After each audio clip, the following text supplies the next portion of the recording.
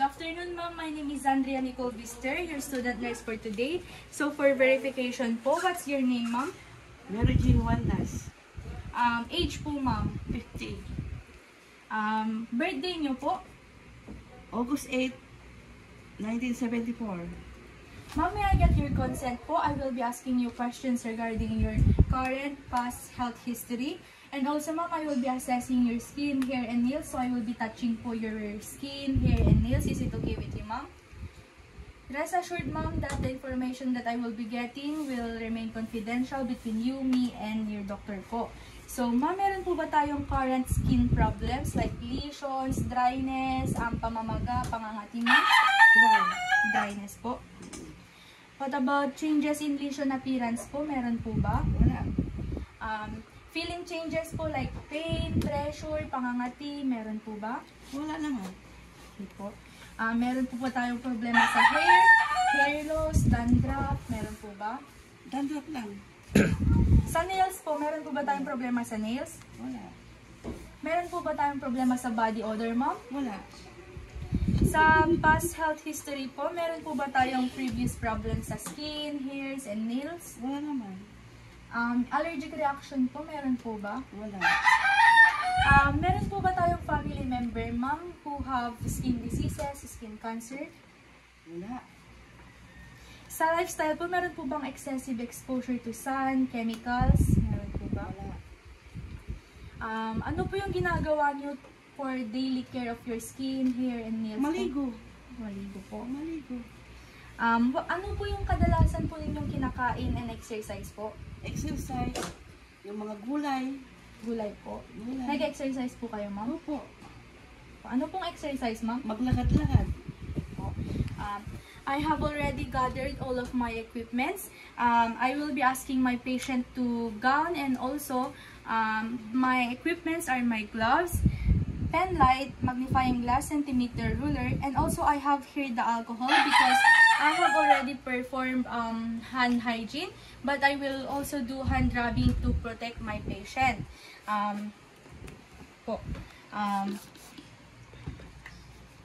Ma'am, pwede nyo po bang isuot po ito while providing nyo po the privacy po?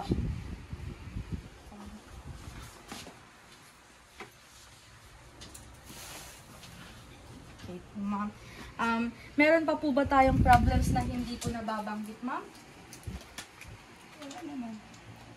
Okay po, ma'am. So, I will wear my gloves po, but I already performed hand rubbing po to protect you po.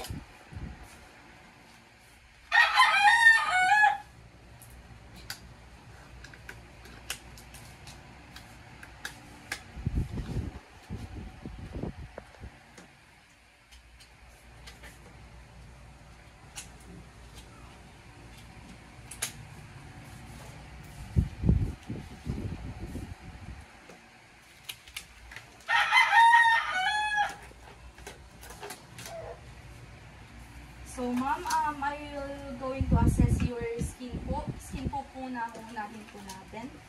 So, first, ma'am, is I'm going to inspect your skin for general color variations, signs of skin breakdown, and also, ma'am, vascular lesions po. So, kindly extend po your arms, ma'am. Dito, ma'am. Yes po. So, titignan po natin yung skin po ninyo.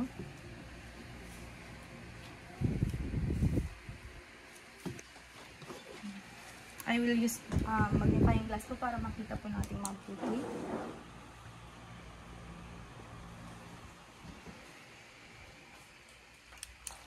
So, wala naman po kayong signs of lesion, wala naman pong abnormalities po, signs of skin breakdown.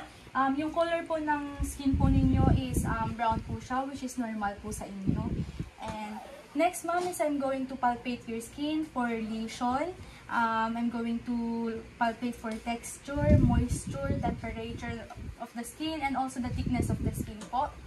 So, skin po.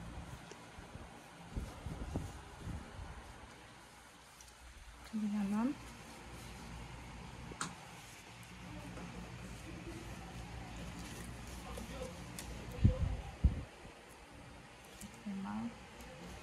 So, the temperature and moisture of your skin po, ma'am, is warm and dry.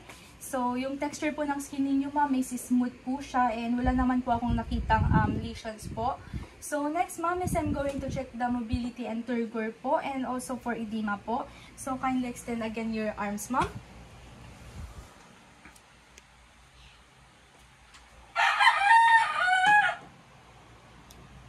Okay po, ma'am. Sa edema naman po sa paa, ma'am.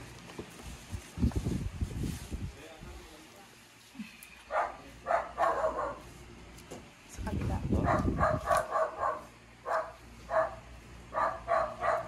Okay po, ma'am. So, normal naman po ang turgor and mobility po ninyo and wala naman po tayong signs of edema, ma'am. So, next, ma'am, is I'm going to inspect and palpate your hair po. So, pagkitanggal po yung ponytail po natin. So, I will going to inspect the color, amount, and also distribution of your hair. And also palpate po, ma'am, yung texture po ng hair ninyo. And also, if meron po kayong parasites. And kung may lesions po, ma'am.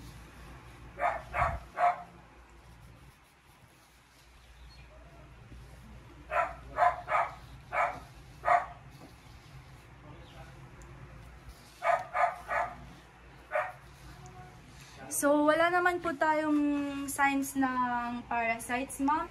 Ang napansin ko lang po, ma'am, is oily po yung hair nyo at meron pong dandruff. Ma'am, natural color na po ba ito ng hair nyo or nagpakulay na po kayo, ma'am? Natural Natural color po yung black. So, wala naman pong problema sa color ng hair ninyo po. The thickness po of your hair is makapal naman po siya, so it's normal po. Next, ma'am, is I'm going to assess your nails po. Kindly show me your nails po.